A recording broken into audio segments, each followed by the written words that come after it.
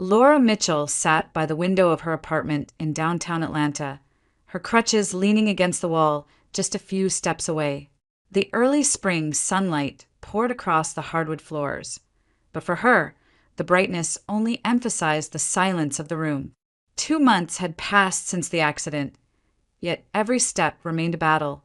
The doctors had said her body would heal with time, but her spirit felt heavier each day. She spent long hours alone, staring past the glass at the busy streets below, trapped in her thoughts as much as in her weakened body.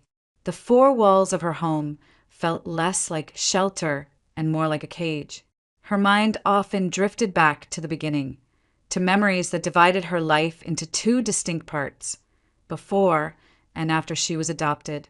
She had been just a little girl when tragedy first touched her life. At the age of 5, she was still living in a foster home, a lively child with bright eyes who loved to run and ask endless questions. She had been abandoned with no relatives who could claim her, and while many babies and toddlers found homes quickly, Laura remained behind, waiting. She didn't yet understand what it meant to be unwanted, but she felt the weight of being overlooked. That changed one day when a couple walked into the foster home. They were respected entrepreneurs in the Atlanta community, running a successful chain of restaurants and holding real estate investments across the city. They had the kind of presence that filled a room, graceful, confident, accustomed to success. And yet, when their eyes fell on Laura, it wasn't pity or calculation that shone there, it was love. They chose her without hesitation. From that moment, Laura's world turned upside down. Her new parents gave her everything a child could dream of. Each summer, they took her to the coast, where she ran across the warm sand, splashed in the Atlantic waves, and built castles with shells and driftwood. At school, she quickly rose to the top of her class, a diligent student whose shelves at home filled with certificates and medals. Every milestone she achieved, whether a spelling bee ribbon or a science fair award, was celebrated with pride. Her parents never let her doubt for a moment that she was truly their daughter. The Mitchells' home was filled with laughter. Laura remembered Sunday dinners when her mother would cook elaborate meals, insisting that family time came before business. She remembered her father teaching her how to ride a bike in Piedmont Park, his steady hand on her shoulder as she wobbled and then soared forward on her own. They gave her a childhood that erased the loneliness of her earliest years. For a long time, Laura believed that happiness like this could never fade. But life is rarely that kind. Her first brush with real loss came swiftly and mercilessly. Her mother, a woman of elegance and warmth, was diagnosed with cancer. By the time it was discovered, the disease had already spread. Doctors spoke in careful tones, offering treatments that came with little hope. Laura was barely old enough to understand the depth of what was happening, yet old enough to see the shadows forming in her father's eyes. Within months, her mother was gone, taken too soon, leaving behind only the faint scent of her favorite perfume in the corners of the house. Her father tried to be strong, but grief hollowed him out. He refused to hire nurses, insisting on caring for his wife until her final breath. And when she was gone, it was as if he had lost the air he breathed. Laura, still in school, tried desperately to lift him with stories about her classes, her teachers, her friends. She would chatter endlessly about psychology lectures and the new experiments they ran at college, hoping to pull him out of the silence that had taken root. For brief moments, she caught a glimpse of the father she knew, a gentle smile, a nod, a word of encouragement. But those moments grew fewer as the days passed. One evening, he called her to his side. His voice trembled as he told her that he didn't expect to live long without her mother, that he and his wife had always watched over Laura as their own child, and that even after death, they would still protect her. He confessed that she had been adopted, though he insisted it never mattered to them. He assured her that she had been the greatest blessing of their lives. Laura wept, begging him not to speak of such things, but he only kissed her forehead and told her she must live a worthy life. Not long after, his words proved prophetic. One morning, Laura found him lifeless in bed, gone quietly in his sleep. He was still young enough to have had years ahead of him, yet heartbreak had stolen them. The shock of that day carved itself into Laura's memory, a wound that would never fully close. In the space of a single year, she had lost both of her parents, the very people who had transformed her world. The community honored the Mitchells with great respect. Their funeral drew business partners, neighbors, and friends, all speaking of their generosity and accomplishments. But for Laura, standing alone beside the casket, it felt as though the world had collapsed. She was an orphan twice over, abandoned once by fate and now by the cruelty of illness and grief. Yet, even in death, her parents had not left her defenseless. They had prepared everything with meticulous care. Through their will, they left her the spacious apartment in the heart of Atlanta and the thriving company they had built together, a restaurant chain paired with valuable real estate holdings. Laura inherited not just property, but also the heavy responsibility of carrying forward a legacy. Now, as she sat in her apartment years later, leaning on crutches and staring at the bustling city, she thought of all she had lost and all she had once been given. The world outside moved quickly, people rushing with purpose, while she felt frozen in place. Her parents had dreamed she would live a full, dignified life. But trapped by her injuries and the growing shadows in her marriage, Laura wondered if she had failed them already. Laura first met Eric Mitchell during her sophomore year at Emory University. He was a few years ahead of her, tall and confident, with a kind of easy smile that made professors indulge his late arrivals and classmates laugh at his jokes. For Laura, still raw from the death of her father, Eric's attention felt like sunlight breaking through storm clouds. He carried her books, walked her across campus, and listened as she spoke about her classes and the heavy emptiness left by her parents' passing. His kindness seemed steady, his presence reassuring in a world that had tilted off balance. Eric came from a modest background, the son of a mechanic and a school secretary in a small Georgia town. He often told Laura that she reminded him of everything he had dreamed of but never thought possible, graceful, intelligent, destined for more. He praised her resilience, how she had survived loss and still pressed forward. In those early days, Laura believed she had found someone who understood both her grief and her strength. It didn't take long before Eric proposed. They had known each other just over a year, but he said life was too short to wait, that love should be seized before it slipped away. Laura, fragile and lonely after her father's passing, felt swept up by the urgency in his voice. She said yes, believing perhaps fate had sent her someone who could anchor her. Their wedding was small, a quiet ceremony at a courthouse in Atlanta, attended by a handful of friends and neighbors.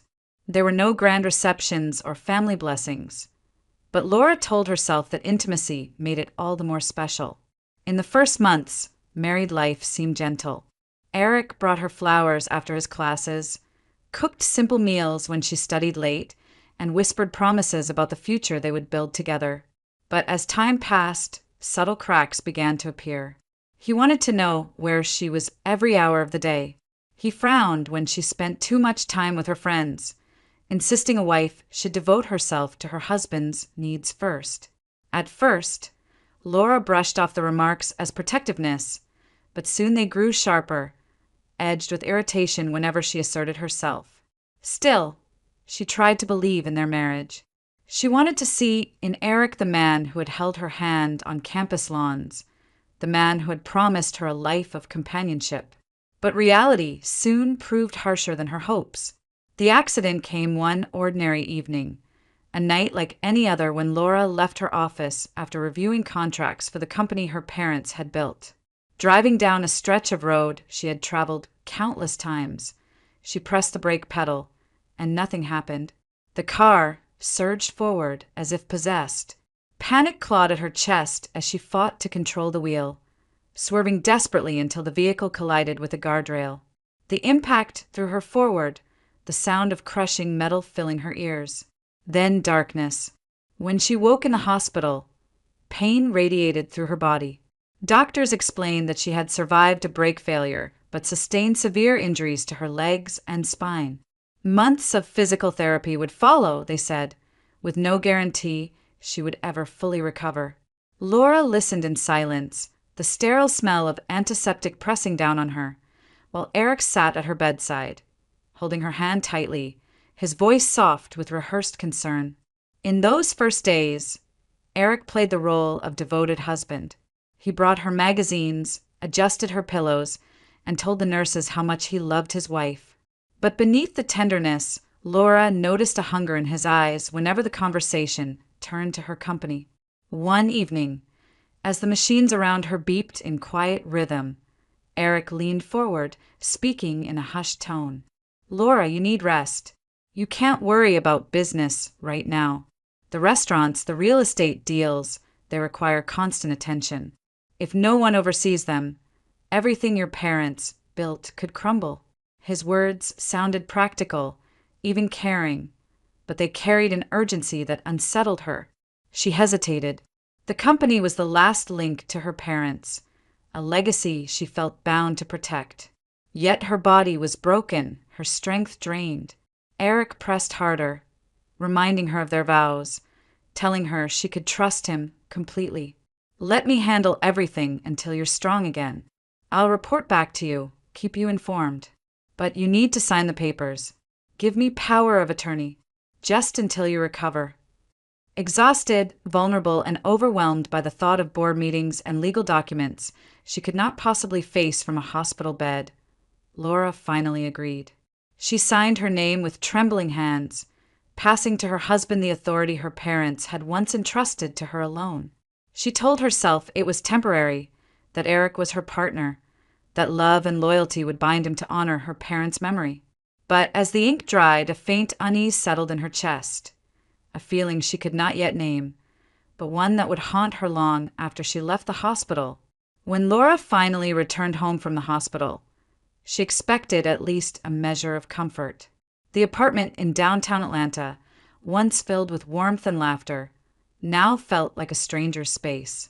She moved slowly through the rooms on her crutches, relearning the rhythm of her life, but every step seemed to invite criticism. Eric no longer hid his irritation. "You're too slow," he snapped one morning as she tried to reach the kitchen. "Do you expect me to wait on you forever? I married a woman, not a burden." The words stung more than the lingering pain in her legs. At first, Laura tried to ignore them, telling herself it was stress, that the weight of running the company had made him harsh. But his comments multiplied, each one sharper than the last, until it became impossible to dismiss them as anything other than contempt. Days blurred into weeks. Eric came home later and later, his voice raised more often than not, while Laura shrank into silence. She ate alone, spent long hours confined to the sofa, and listened to the sound of doors slamming. The apartment that had once symbolized her parents' success now echoed with bitterness. Then, without warning, Eric introduced Jacob Reed. The boy was no older than 10, skinny, with eyes too wary for his age. Eric explained that Jacob was the son of a struggling acquaintance who couldn't care for him, and that he would be staying in the apartment. "You'll have company during the day," Eric said, his tone dismissive. "Someone to keep an eye on you while I'm busy. I can't waste my time babysitting you anymore." Laura looked at the boy and saw not a caretaker, but a child who needed care himself. His clothes hung loosely on his small frame, and his gaze darted around as though searching for escape. She offered him a gentle smile, one that Jacob returned hesitantly, as though he hadn't been given reason to trust adults in a long while. That night, Eric's cruelty escalated. Sitting at the dinner table, he eyed Laura with disdain. "You can't give me children," he said flatly, stabbing his fork into his food. "So don't complain when I find another way to have a family. Some men don't settle for an empty life, Laura. You should be grateful I'm still here at all." The words hit like a blade. Laura gripped the edge of the table to keep from trembling, forcing herself not to let him see how deeply he had cut her. But inside, something cracked. She thought of the promises he had once made, the tenderness he had shown when convincing her to sign away her authority, and she realized how far he had drifted from that man, or perhaps how carefully he had hidden who he truly was. As if his insults weren't enough, Eric soon crossed a line that left Laura breathless with disbelief. One evening, he arrived home with another woman. Dressed elegantly, the stranger carried herself with the kind of smugness that left no doubt about her role in Eric's life. He didn't bother with excuses or apologies. Instead, he led the woman into their home, poured her wine, and introduced her to Laura as if nothing were amiss. "This is Christina," he said casually. "She'll be around more often. Don't make a fuss." Laura's heart pounded in her chest, fury and humiliation warring inside her. She retreated to her bedroom, locking the door, unwilling to watch her marriage desecrated in her own living room. Behind the closed door, tears burned her eyes, but she refused to let them fall. She wouldn't give him that satisfaction. As nights passed, the woman's presence became routine. Her laughter echoed through the apartment, mingling with Eric's voice, while Laura lay awake in silence. The betrayal was complete, and yet Eric acted as though she had no right to object. But amid her despair, a thought began to take root, a chilling suspicion she could no longer ignore. She remembered the accident, the sudden failure of the brakes, the way Eric had pressed her to sign the power of attorney soon after. She replayed the details over and over, connecting threads she had been too weak to see before. Could it have been intentional? If she had died in that crash, Eric would have inherited everything outright. He would have had no need for her signature, no need for pretense. The timing, the urgency in his voice at the hospital, it all pointed to something darker than negligence. Laura clenched her fists, her nails digging into her palms. Fear and anger coiled together, igniting a resolve she hadn't felt in months. She could no longer dismiss her doubts. The man she had married, the man now parading his mistress through their home, might very well have tried to end her life. And if that were true, she knew one thing with certainty. She could not stay here much longer. Laura kept her recovery hidden like a secret treasure. Each morning, when the apartment was silent and Eric was away, she pushed herself to stand. At first, it was only a few seconds, leaning heavily against the dresser, her legs trembling as if they carried the weight of the world.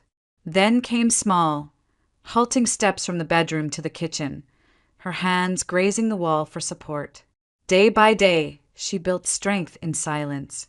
The crutches and wheelchair remained near her at all times, ready props for the performance she put on whenever Eric was home. He saw what he wanted to see, a wife still broken, still dependent, and Laura let him believe it. The more Eric dismissed her, the harder she worked. She repeated the exercises the physical therapist had once shown her, practicing balance, bending her knees despite the pain, stretching her stride. By the end of 2 weeks, she could walk across the apartment without holding on to anything. Pride flickered inside her chest, not for Eric to see, but for herself, for the girl who had survived worse than his cruelty. One evening, Laura's fragile patience finally shattered. Eric returned late, the sharp scent of expensive perfume clinging to him. With him was Christina, his mistress, dressed in a silk blouse and laughing loudly as they entered the apartment. For the first time, Eric didn't bother with excuses or pretense. He led Christina into the living room, poured her a glass of wine, and gestured toward Laura, who sat quietly on the sofa. "This," he said with a smirk, "is my wife. Don't worry about her. She's nothing more than a shadow of what she used to be. A woman who can't walk, can't give me children, can't even take care of herself." His voice carried through the room, cruel and deliberate. Laura felt heat rush to her face. Every word landed like a slap, stripping away the last remnants of dignity he had once allowed her. She stared at him, refusing to let the tears fall, but inside something broke clean through. Whatever hope she had clung to, whatever remnants of love remained, dissolved completely. Jacob, who had been sitting at the dining table with his school books, froze. His wide eyes darted from Eric to Laura, and then to Christina, who smirked as if the scene were entertainment. Laura's heart clenched when she saw the boy's confusion, his silent plea for someone to make sense of the chaos. She knew in that moment that Jacob, too, had been discarded, used as a prop by Eric, abandoned emotionally the same way she had been. That night, after Eric and Christina locked themselves away in the master bedroom, Laura made her choice. She crept into Jacob's small room, where he sat awake, his knees pulled to his chest. She crouched beside him, her voice low but steady. "Jacob," she whispered, "we can't stay here anymore. He doesn't care about you, and he doesn't care about me. We deserve better. Will you come with me?" The boy blinked, then nodded quickly, as if afraid she might change her mind. For the first time in weeks, Laura felt a surge of hope. They worked quietly, gathering only what they could carry. Laura packed a few changes of clothes, some cash she had hidden away, and the most important documents she could reach without alerting Eric. Jacob tucked his schoolbooks into a worn backpack, his small hands trembling with both fear and excitement. Before leaving, Laura wheeled the chair into the living room and leaned her crutches against it, arranging them as if she had collapsed mid-rest. To anyone looking, it would appear she had never risen at all. She wanted Eric to believe she was still helpless, at least for a while longer. That deception might buy them precious time. Just past midnight, the streets outside were hushed. Laura and Jacob slipped out of the building, their steps cautious but determined. They walked several blocks until they reached the bus terminal, where the dim glow of fluorescent lights buzzed overhead. Laura purchased 2 tickets with cash, her hand steady as she slid the bills across the counter. The bus hissed to life, its engine growling as they climbed aboard. They settled into seats near the back, the windows streaked with the reflection of city lights. As the vehicle pulled away, Laura looked out at Atlanta's skyline, the glittering towers, the streets she had once thought would define her future. Now they felt like a prison she was finally escaping. Jacob leaned against her shoulder, already drifting toward sleep, his trust in her absolute. Laura placed a protective arm around him, her chest tightening with both fear and resolve. Ahead lay the Appalachian Mountains, and with them a cabin she had nearly forgotten, a simple retreat her parents had once purchased for weekends away. It was old, small, and tucked into the hills, but it would be theirs. As the city lights faded behind them and the dark stretch of highway unfolded, Laura allowed herself to breathe deeply for the first time in months. She didn't know exactly what awaited her in the mountains, but she knew this. She had chosen freedom over humiliation, hope over despair. Whatever came next, she and Jacob would face it together. The cabin sat at the edge of a winding road in the Appalachian foothills, hidden behind a row of towering pines. When Laura and Jacob stepped off the bus, the air felt different, cooler, cleaner, carrying the scent of damp earth and wildflowers. It was a far cry from the suffocating concrete and traffic fumes of Atlanta. By the time they reached the cabin, the sky was streaked with fading light, and Jacob's eyes widened at the sight of their new refuge. The place had clearly stood untouched for years.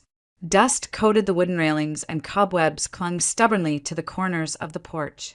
The shutters creaked as Laura pushed one open, revealing a modest but sturdy interior. Wooden floors, a stone fireplace, and furniture covered with white sheets. It was nothing like the modern apartment they had left behind, but as Jacob stepped inside, his face lit with wonder. "It's like a house from a storybook," he whispered, his voice tinged with awe. Laura smiled faintly. "It's old, but it's ours now, and together we'll make it feel like home." The two of them worked side by side, pulling sheets from the furniture and sweeping away layers of dust. Jacob giggled when a puff of dust rose into the air, sneezing dramatically before returning to his chores. Laura found herself laughing too, real laughter, the kind she hadn't known in months. Each small act of cleaning felt symbolic, as if they were brushing away the remnants of the pain they had carried with them. By the time night fell, they had managed to clear the main room. Laura rummaged through the cabinets and found a few old cans of beans, a box of pasta, and a jar of spices still sealed tight. It wasn't much, but it was enough. She cooked a simple meal on the small stove, and when the two of them sat down at the wooden table, Jacob's eyes glistened. "This is the best dinner I've ever had," he said softly, clutching his fork as though it were precious. Laura tilted her head, her heart aching. "It's just pasta and beans, sweetheart." He shook his head. "It's not the food. It's being here. With you. No one's ever made dinner just for me before." The words pierced her deeper than Eric's insults ever had. She reached across the table, laying her hand gently over his. "Jacob, you'll never be alone again. As long as I'm here, you have a family." That night, after Jacob had fallen asleep on the small cot in the corner, Laura sat by the fireplace, listening to the crackle of burning wood. She watched the boy's steady breathing and felt something shift inside her. He wasn't just a child who had been left behind. He was her child now, in every way that mattered. The following days settled into a rhythm. Laura continued her exercises, her legs growing stronger as she walked the uneven paths outside the cabin.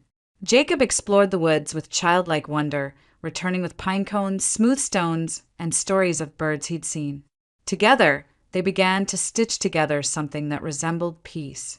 One morning, while walking into the nearby village for supplies, Laura met Aunt Helen Parker. The elderly woman stood outside her weathered farmhouse, tending to a patch of herbs that perfumed the air with mint and sage. She wore a faded dress and a sun hat that shaded her kind eyes. When she noticed Laura and Jacob passing by, she waved them over with a warmth that felt instantly familiar. "You must be new around here," Helen said, her voice carrying the lilting cadence of the South.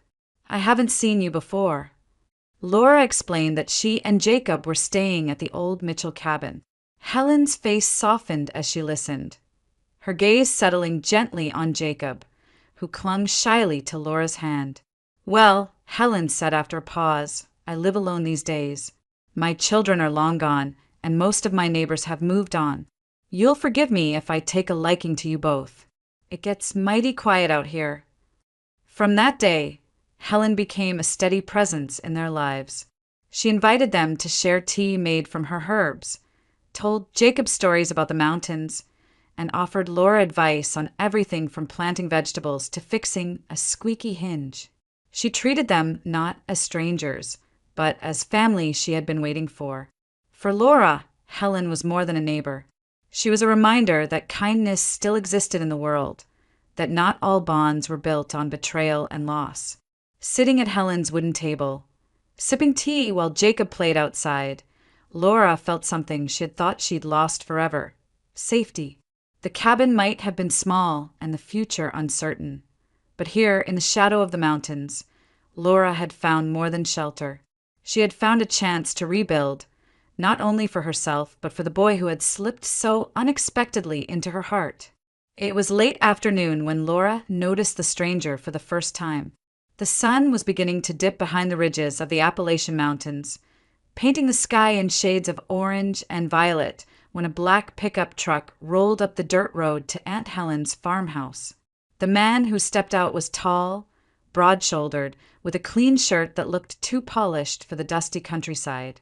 His smile was practiced, the kind of smile that didn't quite reach his eyes.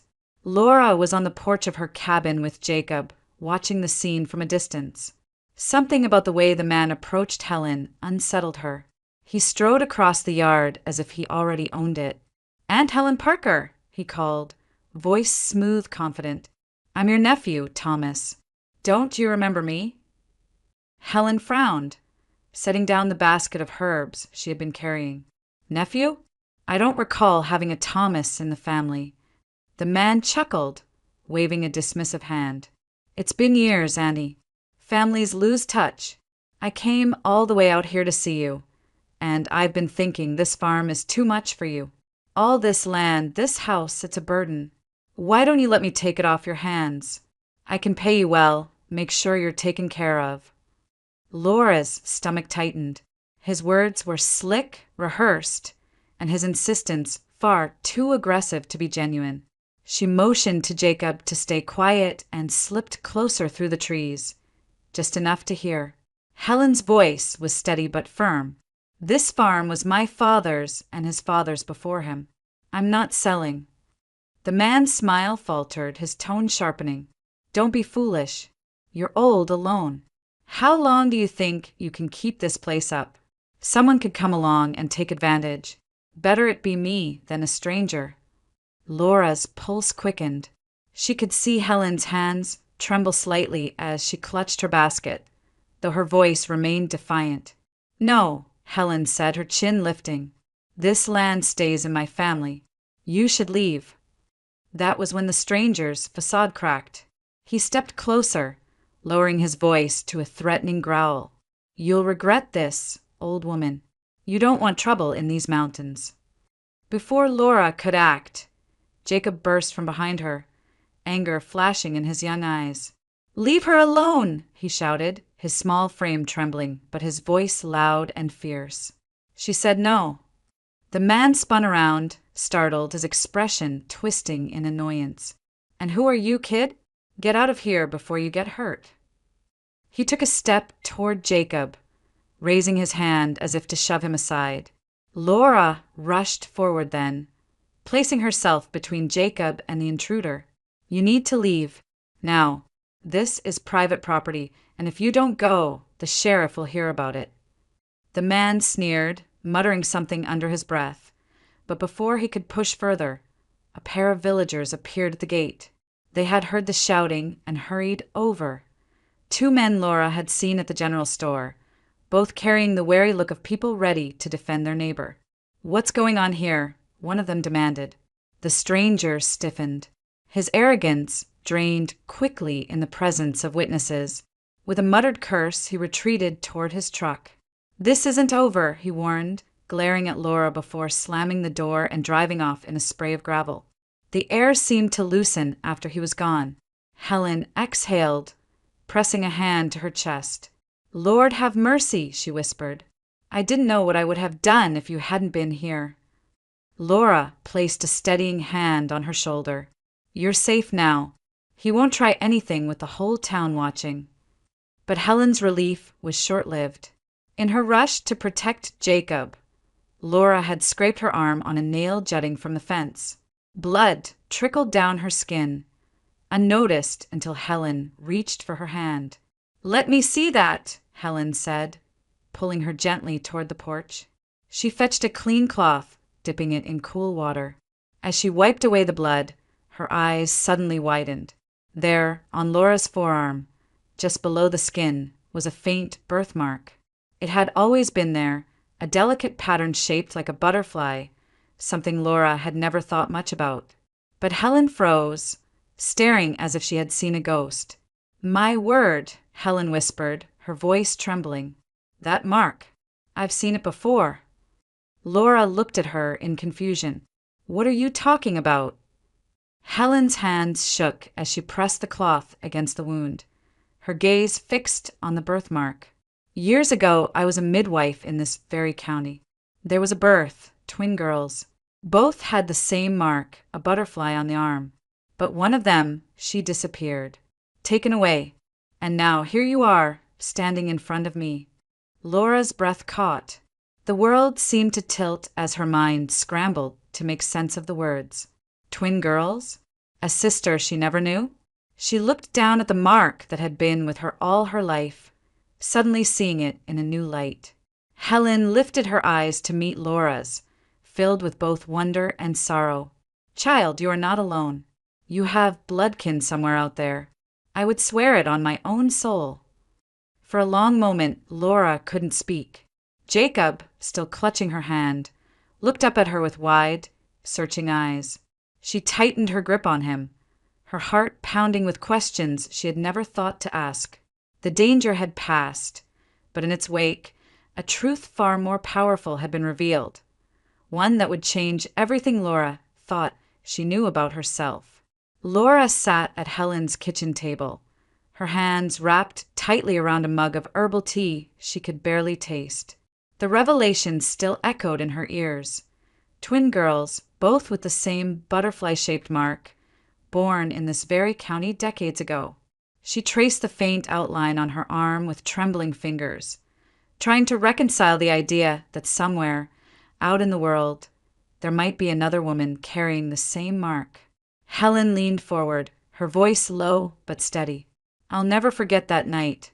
It was a stormy evening, rain pounding on the roof, the kind of storm that rattles windows. A young mother was brought to me in labor. She delivered 2 baby girls, both healthy, both with the same little birthmark on their arm. But before morning came, one of the babies was gone. The mother wouldn't say who took her or why. I asked, begged even, but she only cried. After that night, I never saw her again. Laura's breath caught. The story struck deep, cutting into the mystery of her own life. She had always known she was adopted, but her parents had spoken little about the circumstances. They had only told her she had been abandoned, left without explanation. Could this be the missing piece? Her voice was barely more than a whisper. You're saying I might have a sister. Helen's eyes softened, but her gaze did not waver. I can't say for certain, child, but the mark on your arm, it's too rare, too exact to be coincidence. Somewhere out there, you may have bloodkin, a twin who's lived an entirely different life. The thought overwhelmed Laura. A sister, a missing part of herself, walking the same world, perhaps even nearby. For years, she had accepted her loneliness as fate, endured betrayal and loss believing she was truly alone. But now, the possibility of family, real family, burned like a fragile flame in her chest. Jacob, sitting beside her, fidgeted nervously. Does this mean you're going to go find her? He asked, his small voice uncertain. Laura placed a hand on his shoulder, steadying herself before answering. Someday, yes. I have to. If she's out there, I need to know. Her voice grew firmer. But not yet. Right now, I have to take care of us first. Because beneath the shock and wonder, Laura's reality remained unchanged. Eric still held the power of attorney she had signed in weakness. He still controlled her parents' company and their home in Atlanta. And worse, he had proven himself dangerous, manipulative, cruel, perhaps even capable of arranging the accident that nearly killed her. If she was to protect Jacob and herself, she would have to confront him, legally and decisively. Helen reached across the table, clasping Laura's hand. You're stronger than you know, child. You've already survived more than most could bear.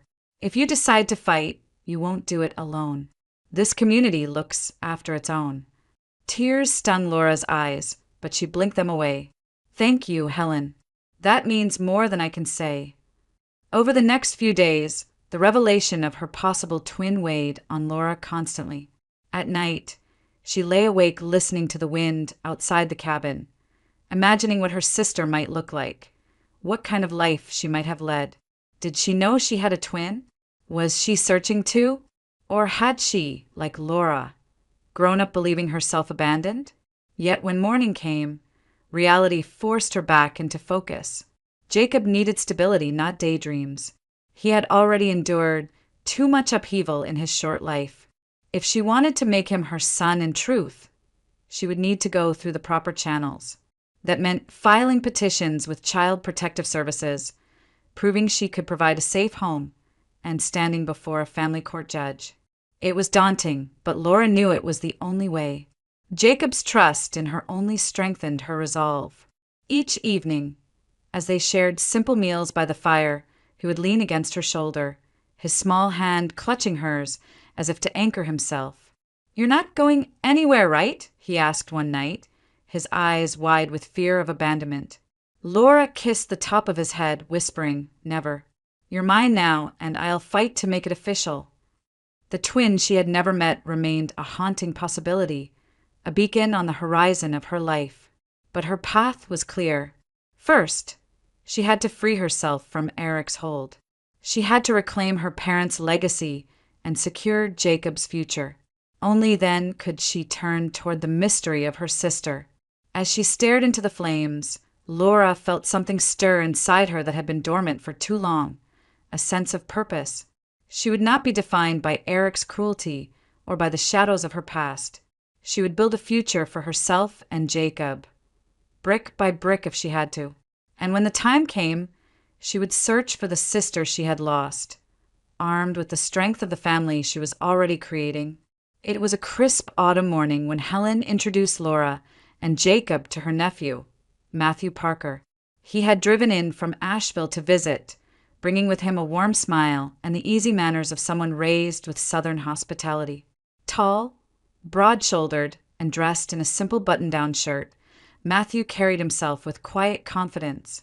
He greeted Laura with a firm handshake, but when his eyes shifted to Jacob, his expression softened instantly. "Well now," he said kindly, crouching to Jacob's height. "You must be the brave young man Aunt Helen's been telling me about. She says you've got a good heart and a head full of courage." Jacob blushed under the attention, but a small smile crept across his face. From that moment, a bond began to form between them. Matthew was no stranger to responsibility. Though still young, he had already built a successful construction business that specialized in restoring historic homes across North Carolina. He spoke with quiet pride about his projects, but he never let conversation linger on himself. Instead, he asked Laura about her life, her parents, and the company they had left behind in Atlanta. She found herself opening up to him more easily than she expected, her guarded heart loosening in his presence. Over the weeks that followed, Matthew visited often, sometimes under the pretense of helping Helen with repairs, but more often to spend time with Laura and Jacob. He fixed the cabin's sagging porch steps, installed new locks on the doors, and even built Jacob a sturdy desk where he could do his homework. Each act was done without fanfare, and Laura realized how much she had missed this kind of steady, dependable kindness. Jacob, too, was quick to respond. He began following Matthew around the yard, peppering him with questions about tools and building. Matthew never brushed him off. He explained each thing with patience, handing Jacob nails or a small hammer so he could help. In the evenings, when Matthew stayed for dinner, Jacob sat taller at the table, basking in the attention of a man who treated him like a son. It wasn't long before Laura recognized what was happening in her own heart. She had promised herself never to trust again after Eric's betrayal, yet here she was, laughing easily with Matthew, sharing her fears and hopes. He never pushed her, never demanded more than she could give, but his presence wrapped around her like a promise she hadn't known she needed. One evening, after walking along the ridge where the autumn leaves blazed red and gold, Matthew stopped and looked at her with a seriousness she hadn't seen before. "Laura," he said softly, "I know you've been hurt. I know trust doesn't come easy, but I want you to know that I see you, not just your past, not just your struggles. I see the woman you are now and the woman you're still becoming. And I'd be honored if you'd let me walk beside you." Her throat tightened. For the first time in years, she allowed herself to imagine a future not defined by fear. "Yes," she whispered. "I'd like that." Plans for a small wedding began quietly, with Helen fussing happily over details and Jacob bubbling with excitement at the thought of being part of a real family. For a while, life felt steady, as if peace had finally returned. But peace was fragile, and it shattered the day Eric Mitchell appeared. He arrived unannounced, pulling up in a sleek car that looked out of place on the mountain road. When Laura opened the door, her breath caught. He looked the same, sharp suit, confident smirk, but there was a coldness in his eyes that made her blood run thin. "Well, well," Eric drawled, stepping inside without waiting for an invitation. "You've done well for yourself. Cozy little life, new friends, even a replacement husband in the works. But let's not forget, you're still my wife, and I'm not giving you a divorce." Laura stiffened. "Eric, it's over. You need to accept that." He laughed, the sound bitter. "Over? Hardly. You signed the power of attorney, remember? Everything, your father's company, that apartment in Atlanta, it's mine now. And you think you can just run off into the hills with some country boy and a stray kid? No, Laura. I'll see you ruined before I let that happen." Before Laura could respond, Matthew stepped forward, his jaw tight. You need to leave. Now. Eric's gaze flicked to him, dismissive. And who are you supposed to be? Another man trying to live off her name? You'll find I don't scare easily. The tension was broken only when Helen appeared in the doorway with Sheriff Collins, the local lawman who had already heard rumors of Eric's visit. The sheriff's hand rested casually on his belt, but his eyes were sharp. Is there a problem here? Eric raised his hands mockingly. No problem at all, Sheriff. Just a husband visiting his wife. But once Eric was gone, the weight of his threats lingered. Laura sat at the table, her hands trembling, while Matthew and Helen exchanged grim looks. We'll have to fight him in court, Helen said finally, her tone resolute. He can't keep control of what's rightfully yours, and you'll need legal help. Good legal help. Matthew placed a hand on Laura's shoulder. Whatever comes, you won't face it alone. We'll stand with you, all of us. For the first time since Eric's return, Laura allowed herself to breathe. The battle ahead would be fierce, but she was no longer fighting in silence. She had allies now, and a family worth protecting. Laura's hands trembled as she clutched the slip of paper Helen had pressed into her palm. On it was the name of a highly respected attorney in Asheville, someone known for her sharp mind and her willingness to take on difficult cases. With Eric threatening to reclaim everything and deny her divorce, Laura knew she needed the best legal counsel she could find. Even so, as she and Matthew drove down winding mountain roads into the city, her stomach churned. Facing Eric in court would mean reopening wounds that had never fully healed. The law office was in a brick building on a quiet street. Its sign read, Caroline Mitchell, Family and Estate Law. The name struck Laura like a faint echo, stirring something she couldn't quite place. She shook it off, reminding herself that coincidences were common. Mitchell was not an uncommon surname in Georgia or the Carolinas. Still, unease lingered as she pushed open the glass door. Inside, the office was neat and welcoming, lined with shelves of leather-bound law books. A young assistant ushered her into a conference room and said the attorney would be with her shortly. Laura smoothed her skirt, her heart thudding against her ribs. She barely noticed Matthew taking a reassuring seat beside her, or Jacob fidgeting quietly with a zipper on his backpack. When the door opened, Laura looked up and the world tilted. The woman who entered was about her age, with the same dark blonde hair, the same blue-gray eyes, the same shape of jaw. She was dressed in a navy blazer, her stride confident, her expression professional, until her eyes landed on Laura. She froze mid-step, her breath catching audibly. For a long moment, neither of them spoke. It was as though a mirror had been placed before Laura, not exact, but impossibly close. Then, as Caroline set down her files with trembling hands, her gaze fell to Laura's arm, where the sleeve of her blouse had shifted just enough to reveal the faint, butterfly-shaped birthmark. Caroline's lips parted in shock.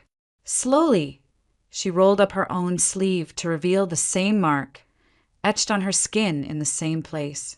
The silence broke as both women surged toward each other, eyes brimming with tears. "It's you," Laura whispered hoarsely. I don't understand, but it's you." Caroline reached for her, and in an instant they were locked in an embrace, clinging as though trying to make up for the years stolen from them. Jacob stared wide-eyed. Matthew's expression softened into a quiet smile. But for Laura and Caroline, the world narrowed to this reunion. The ache of abandonment, the questions of identity, all of it burst forth in sobs that neither tried to contain. When at last they drew back, Caroline wiped her eyes, but her voice was steady. "I always felt incomplete, like there was someone missing. I didn't know how or why, but I know now. We're sisters." Laura nodded, tears streaming down her cheeks. "All my life I thought I was alone, and here you are." After a moment to compose themselves, Caroline insisted they sit. She listened intently as Laura explained everything: her adoption, the deaths of her parents, her marriage to Eric, the accident, and his betrayal. Caroline's professional demeanor returned, though her eyes never lost their tenderness. Eric has violated his fiduciary duty, Caroline said firmly when Laura finished. A power of attorney does not give him the right to enrich himself at your expense or use your assets for personal gain. He's acted in bad faith, and the courts will see that. I'll take your case, and I'll make sure he pays for every wrong he's done. Laura exhaled, a weight lifting from her shoulders. You'd really do that? After just meeting me? Caroline's gaze softened. You're my sister. Blood and law are on our side, but more than that, we have the truth. And I won't let him take from you what belongs to you. For the first time in months, Laura felt something like hope blossom in her chest. Not only had she found an ally against Eric, but she had discovered the family she thought she had lost forever. The reunion with Caroline was more than fate, it was a turning point, a promise that she was no longer fighting alone. That night, as they returned to the cabin, Jacob nestled close to Laura, whispering, "She looks just like you. Does that mean I get an aunt now?" Laura hugged him tightly, her eyes shining. "Yes, sweetheart, you do." The battle ahead would be long and bitter, but Laura knew she now had a strength she hadn't before. The strength of a sister standing by her side. The courtroom was hushed when Laura entered, Caroline walking steadily beside her. Sunlight filtered through the tall windows, catching the dust in the air like flecks of gold. Across the aisle sat Eric, dressed in his sharpest suit, his jaw clenched, his smirk a mask of confidence he didn't truly feel. He glanced at Laura with a mixture of disdain and triumph, as though certain she would crumble before the weight of his presence. But Laura held her head high. She was not the broken woman he had tried to keep captive. Caroline's opening argument was measured but powerful. She laid out the timeline with precision. The accident, the hospital stay, the power of attorney Eric had coerced Laura into signing. She spoke of fiduciary duty, the legal responsibility Eric had violated by using that authority for personal gain. Every document, every bank statement, every inconsistency was presented with surgical clarity. The evidence painted a devastating picture, not of a husband caring for his wife, but of a man exploiting her vulnerability to seize control of her inheritance. Eric's lawyer tried to object, tried to twist the narrative, but Caroline dismantled each argument with unshakable composure. She presented witnesses, friends who had seen Eric with his mistress, financial experts who testified to the irregularities in the company accounts. Piece by piece, the facade Eric had built began to collapse. When Eric himself was called to the stand, his arrogance betrayed him. He spoke with the same condescension he had once reserved for Laura, dismissing her as weak, insisting he had only ever acted in her best interest. But under Caroline's relentless questioning, his lies unraveled. His temper flared, his mask slipped, and the judge's stern gaze grew colder with each outburst. At last, the verdict was read. The court found Eric guilty of breaching his fiduciary duty. The power of attorney was declared void, his control over Laura's assets revoked. The company and the apartment were restored to Laura as their rightful owner. Eric was ordered to pay damages, his reputation shredded, his ambitions in ruins. For the first time, Laura saw true defeat in his eyes. The smirk was gone, replaced by the hollow stare of a man who had gambled everything and lost. Tears blurred Laura's vision as she squeezed Caroline's hand. She had walked into this courtroom with her sister at her side and walked out with her life restored. Weeks later, the mountains bloomed with the colors of spring as Laura and Matthew stood together at the foot of a ridge, surrounded by friends, neighbors, and the community that had embraced them.